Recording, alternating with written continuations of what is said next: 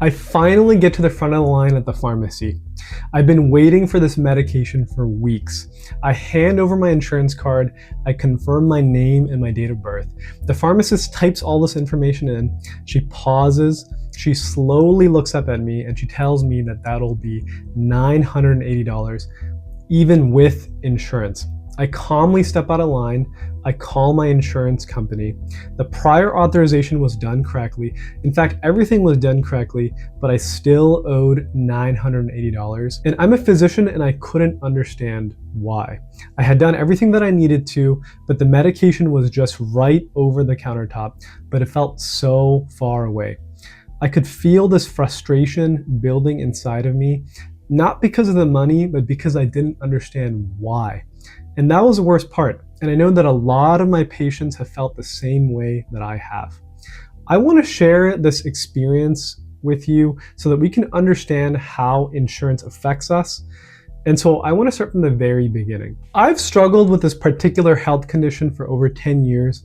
And this past year, I finally set aside the money and I wanted to go all in to be symptom free. I saw the gastroenterologist and he had ordered some blood work, some stool tests, and some imaging. Altogether, it was about $1,100, and I had to pay for it out of pocket because with my insurance, nothing gets covered until I spend a particular amount.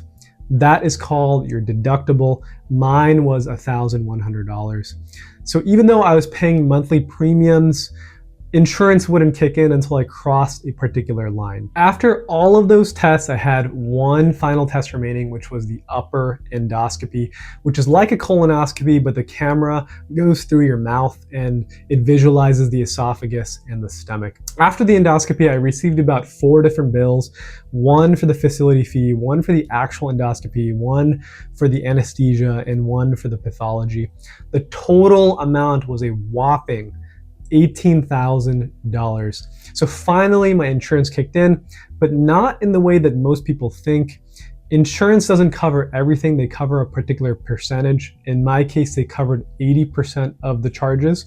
So the remaining 20% is what I was responsible for, and that is the co-insurance, which is the percentage that you're responsible for after you pay the deductible. 20% of 18,000 is 3,600, which is what I still owed, but my out-of-pocket maximum that I could pay for that year was $4,100, and I had already paid $1,100, so the difference was $3,000, and that's how much I ended up paying. I was oddly calm about all of this because I had run the numbers and I knew what I was getting myself into. My GI doctor went through the results with me and he ultimately prescribed this new medication. He warned me that this particular medication can be rather expensive because the list price is around $1,800 per month. But I wasn't too worried because I had already hit my out-of-pocket maximum and I was pretty sure that insurance would cover it. I was really meticulous about everything. I'd spent a lot of time calling insurance, getting estimates, crunching the numbers. But throughout this entire process, I just felt annoyed because of how difficult it felt to get information. Everything just felt very opaque. So there I am at the pharmacy. I had just stepped out of line. I'm on the phone with the insurance and I'm expecting them to tell me this is all a mistake.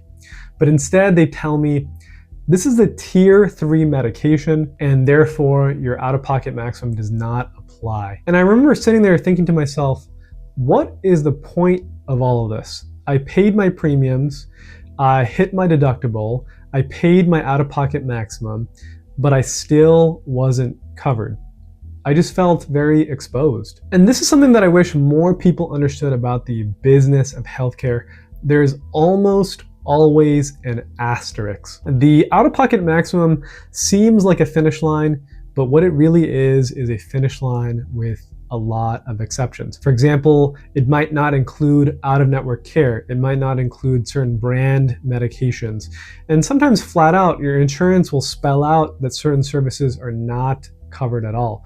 And in my case, as I was finding out, insurances have a list of medications that even if you hit the out-of-pocket maximum, they might not cover fully, and that changes from insurance to insurance. There are some tactical things that you can do and control. For example, you can call ahead, you can get estimates, you can try to find out what's in the drug formulary that your insurance will cover and at what percentage and when out-of-pocket maximums apply.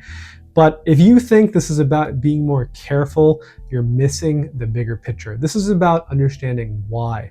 Why is it that so many people get blindsided by medical bills? Why is it that so many people cannot afford their medications? And the real reason is that there is no incentive within the healthcare system to control spending. If you take, for example, insurance companies, they make a percentage of the total spending and they shift the rest of that cost to us. So insurances don't protect us from costs. They have no incentive to. This is exactly why, if you look at the past couple of years, out-of-pocket maximums, premiums, and deductibles have all been increasing. Ultimately, we are on the hook as individuals, not insurance companies, not hospitals. And that is exactly what I ran into.